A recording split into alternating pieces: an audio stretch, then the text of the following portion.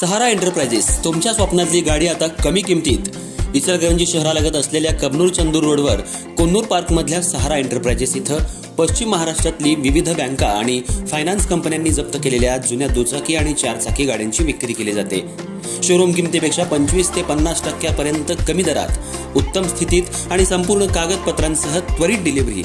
दुचाकी 20,000 पासून पुढे तर चारचाकी 50,000 पासून पुढे। आपल्या पसंतीची कार किंवा बाईक आता अगदी परवडणाऱ्या दरात घेऊन जा।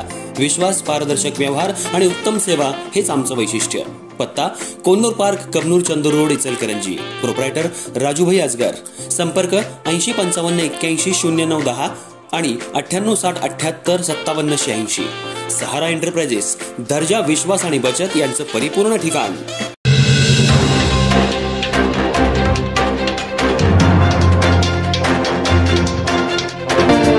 नमस्कार, मी तेजस्विनी मगदूम।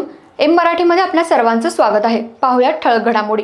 इचलकरंजी महानगरपालिकेच्या सफाई कर्मचाऱ्याकडून वार्ड मुकादमकडून प्रत्येक कर्मचाऱ्याकडून 1,000 रुपये दिवाळीसाठी घेत असल्याचा धक्कादायक प्रकार उघडकीला आलाय। याची तक्रार काही सफाई कर्मचाऱ्यांनी आयुक्त पल्लवी पाटील यांच्याकडे केली आहे। याची दखल आयुक्तांनी घेतली आहे। दिवाळी सण म्हटलं की मोठ्या उत्साहात महाराष्ट्र राज्यात, देशात हा सण साजरा केला जातो। प्रत्येक व्यक्तीकडून एकमेकांना दिवाळीच्या शुभेच्छा आणि भेटवस्तू दिल्या जातात। पण इचलकरंजी महानगरपालिकेतल्या या कारभारामुळे एकच खळबळ माजली आहे। इचलकरंजी महानगरपालिकेच्या वतीनं सफाई कर्मचाऱ्यांच्या वतीनं इचलकरंजी स्वच्छ केली जाते। प्रत्येक व्यक्तीला महानगरपालिका बोनस देते। याच अनुषंगानं सफाई कर्मचाऱ्यांच्या मुकादमकडून काही मुकादम प्रत्येक वॉर्डातील सफाई कर्मचाऱ्यांकडून दिवाळीसाठी 1,000 रुपयांची मागणी करतात आणि घेतातही। हा धक्कादायक प्रकार उघडकीला आलाय। गोरगरीब सफाई कर्मचारी नोकरी वाचवण्यासाठी मुकादमला 1,000 रुपये देतात आणि या मुकादमांना मोठा पगार असताना सुद्धा ते गरीब सफाई कर्मचाऱ्याकडून पैशाची मागणी का करतात आणि अशा प्रकारे दिवाळी का साजरी करतात असा सवाल निर्माण झालाय। तर झालेल्या या प्रकाराची तक्रार आयुक्त पल्लवी पाटील यांच्याकडे करण्यात आली आहे।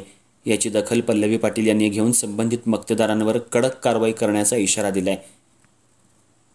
संबंधितांनी ज्यांनी पैसे घेतले आहेत त्यांनी सफाई कर्मचाऱ्यांना पैसे परत द्यावेत, अन्यथा कारवाई केली जाईल। या प्रकारामुळे इचलकरंजी महानगरपालिकेमध्ये एकच खळबळ माजली आहे। यात अन्य कुणी अधिकारी कर्मचारी सामील आहेत का याचाही तपास आयुक्त पल्लवी पाटील यांनी घ्यावा अशी मागणी सध्या सफाई कर्मचाऱ्यांकडून होऊ लागली आहे। अशा प्रकारे दिवाळी जर साजरी होत असेल तर गरिबांचं पोट पिळून ही दिवाळी कशी काय साजरी होऊ शकते आणि हे लोक कसे काय दिवाळी साजरी करू शकतात असा सवाल सध्या निर्माण झालाय।